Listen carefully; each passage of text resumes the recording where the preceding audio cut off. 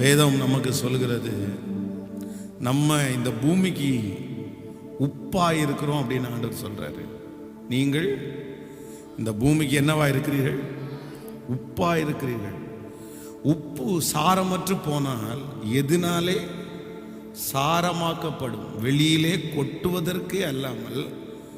அப்போ இந்த வசனத்தினுடைய அர்த்தம் என்ன அப்படின்னா, ஒரு சாதாரணமான ஒரு சாப்பாடு இருக்குன்னு வைங்களேன். அந்த சாப்பாடில் அது டேஸ்டாக இருக்கிறதுக்கு ரொம்ப முக்கியமானது என்ன அப்படின்னா, நம்ம அதில் சேர்க்குற உப்பு தான். அப்போ ஆண்டவர் என்ன சொல்றார் அப்படின்னா, நீங்கள் இந்த உலகத்திற்கு உப்பா இருக்கிறீர்கள். எப்படி ஒரு ஆகாரத்திற்கு உப்பு மிக முக்கியமோ, நம்ம நிறைய பேர் நம்ம பிரயோஜனமற்றவர்கள்னு நினைக்கிறோம். ஆனால் ஆண்டவர் நம்மளை எப்படி தான் பார்க்குறாரு அப்படின்னா, நீ இந்த உலகத்திற்கே முக்கியமான நபர். நம்ம யாராமா? இந்த உலகத்திற்கே முக்கியமான நபர்.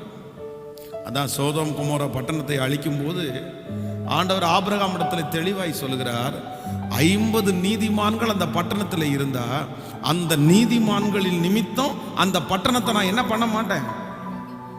அழிக்க மாட்டேன்ப்பா, அழிக்க மாட்டேன்ப்பா. உங்களுடைய என்னுடைய வேல்யூ இந்த உலகத்தில் இருக்கிற யாருக்கு தெரியுதோ இல்லையோ, பரலோகத்திற்கு தெரியும். நம்புறீங்களா?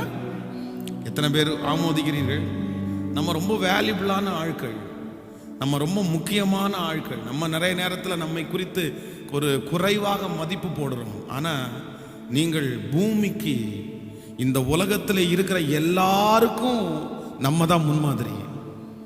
நம்மை பார்த்து தான் அவர்கள் பழக வேண்டும்.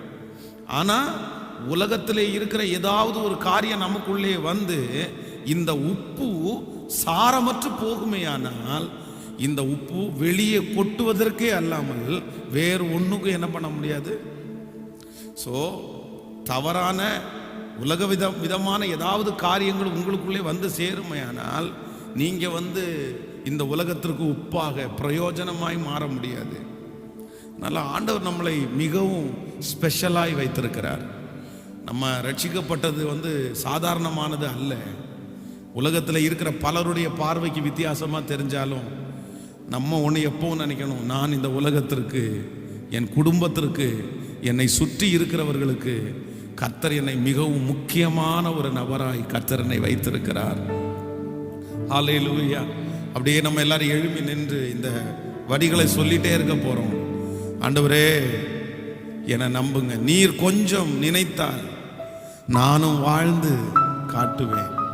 என்னை மறந்தால் புகலிடம் எங்கே தேடுவேன்.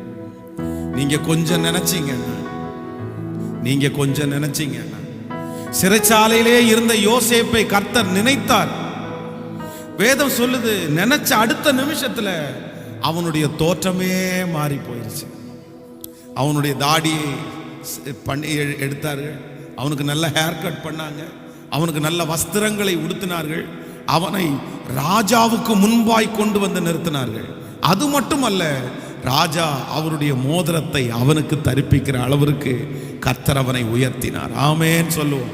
கர்த்தர் நினைச்சா போதும், சிறைச்சாலையில இருக்கிற நம்ம அதிகாரத்தில் உட்கார வைக்கிறதற்கு கர்த்தர் வல்லவரா இருக்கிறார். ஆமேன். கர்த்தர் நோவாவை நினைவு கூர்ந்தார். வேதம் சொல்லுது, அந்த பேழை போய் ஒரு இடத்துல நிற்கிறதற்கு கர்த்தர் பலன் தந்தார். அதனால இன்னைக்கு இந்த உபவாச ஜபத்தில், இரக்கம் செய்யும் வரை இந்த ஜபத்தில் என்ன ஜபிக்க போறோம்னா, நீங்க என்னையும் என் குடும்பத்தையும் நினைச்சிட்டீங்கன்னா போதும்பா.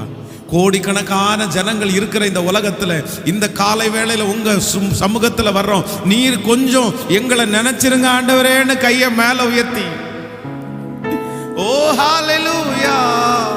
அவர்கள், எங்களுடைய முன்னோர்கள் உம்மை நோக்கி பார்த்து தப்பினார்கள். அவர்கள் உம்மை தேடின போதோ அவர்கள் மேலிருந்த பாவத்தை எல்லாம் மன்னித்து மீண்டும் அவர்களை தூக்கி எடுத்தீரே, மீண்டும் அவர்களை அரவணைத்தீரே. ராஜா, உமக்கு விரோதமாய் மீறுதல் செய்த நாங்கள், அக்கிரமம் செய்த நாங்கள் திரும்ப உங்களுடைய முகத்தை தேடுகிறோம். ஓ ஹல்லேலூயா. உங்க இரக்கம், உங்க இரக்கம், உங்க இரக்கம், இந்த காலை வேளையில உங்க இரக்கம், உங்க இறக்கம் ஆராதிக்கிற இடங்களில், ஜெபிக்கிற இடங்களில், அப்பா உங்களை நோக்கி பார்க்கிற பிள்ளைகளுடைய வாழ்க்கையில் உங்க இறக்கம், உங்க இறக்கம்.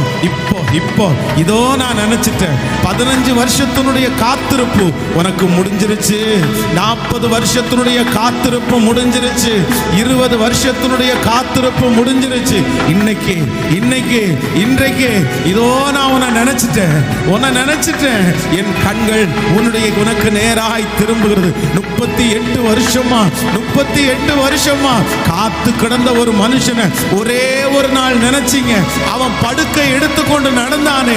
இப்பொழுது இந்த காலை வேளையிலே என்னோடு ஆராதிக்கிற ஒவ்வொரு பிள்ளைகளையும் தேவரே நினைத்தருளும். நீர் நினைத்தால் நாங்கள் வாழ்ந்து காட்டுவோம். நம்மை நம்ப வேண்டியவர்கள் கூட சில நேரத்தில் அவங்க நம்பாம இருக்கலாம். தாவீதை குறித்து வேதம் சொல்லுகிறது, அவங்க கூட பிறந்த சகோதரர்கள் அவனை நம்பலைன்னா கூட அது ஒரு பெரிய விஷயம் இல்லை. சரி, எப்பவுமே கூட பிறந்தவங்க நம்மளை நம்ப மாட்டாங்க. அவங்க அம்மா அப்பா அவனை நம்பலை, சரி பரவாயில்ல, ஏன்னா அவங்களுக்கு தெரியும் இவன் சின்ன பையன், அவன் ஆடு மேய்க்கும் போது அவன் மூலமாக ஆண்டவர் செஞ்சதெல்லாம் அவங்களுக்கு தெரியாதில்லை, அதனால அவங்களும் நம்பலை. ஆனால் எனக்கு ரொம்ப ஆச்சரியமான ஒன்று என்ன அப்படின்னா, அவனை இஸ்ரவேலின் மேல் ராஜாவாக்குவேன் அப்படின்னு சொல்லும்போது சாமுவேல் தீர்க்கதரிசி அவனை நம்பல பாருங்க. அதுதான் எனக்கு ரொம்ப ஆச்சரியம். ஏன்னா அவர் ஞான திருஷ்டிக்காரர், அவருக்கு எல்லாமே தெரியும்.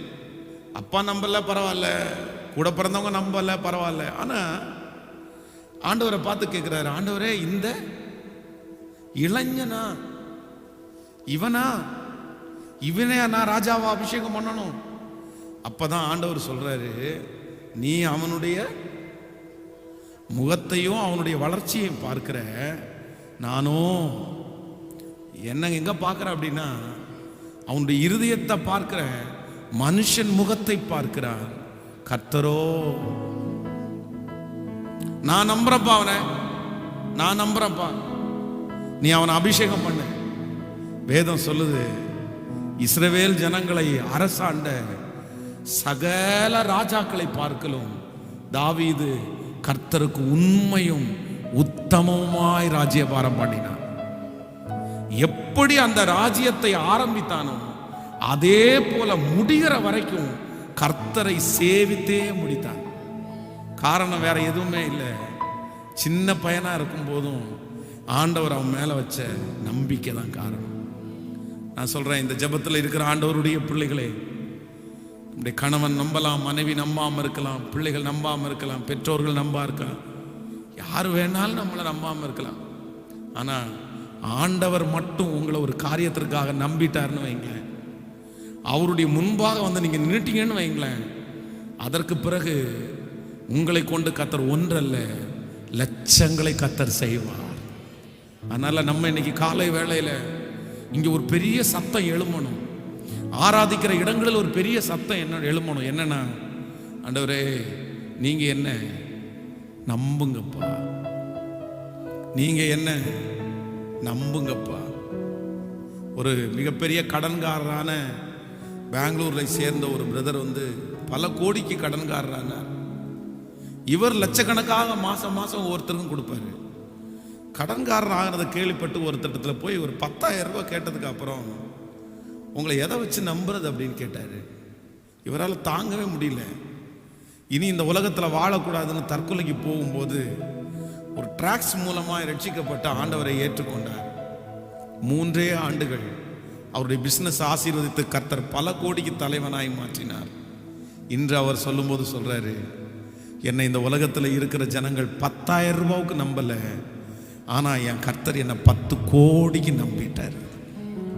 நான் தீர்க்க தரிசனமா சொல்றேன், இந்த ஜெபத்தில் இருக்கிற ஆண்டவருடைய பிள்ளையே, இன்றைக்கு உங்களை 10 ரூபாவுக்கு நம்புறவங்க எல்லாம் இருக்கலாம்.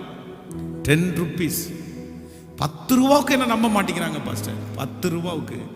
ஆனா ஆண்டவர் மட்டும் உங்களை நம்ப ஆரம்பிச்சாருன்னா 10 ரூபாய் என்ன 10 கோடியே கர்த்தர் உங்களுக்கு தர வல்லவரா இருக்கிறார். ஆமென் சொல்லுங்க பார்க்கலாம். இப்ப கைய மேல உயர்த்தி எல்லாரும் சேர்ந்து சொல்லுங்க, ஆண்டவரே